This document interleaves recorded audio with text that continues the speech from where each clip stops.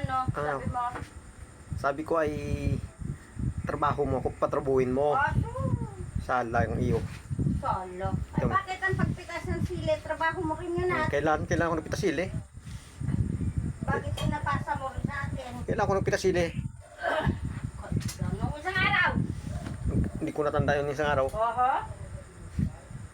Kunwari ka pa. Iwan sa'yo. Ang damit mo, hindi mo naayos. Ah, ayusin mo eh.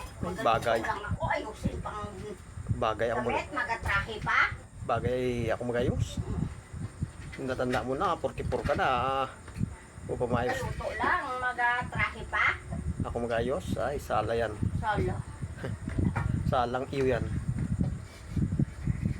Wala ka na nga ginagawa sa bahay. Tapos, Abo!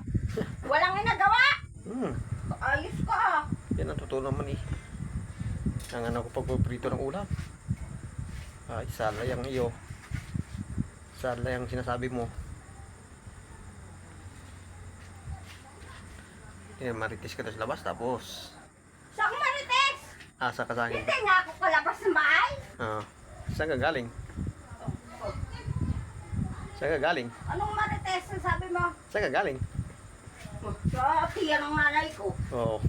Diyan pala ni nanay mong galing eh. Ba't nagagalit ka? Wala nga sa tiyan ng nanay mo, hindi naman tayo magkapatid. Ba't nagagalit ka nga ni?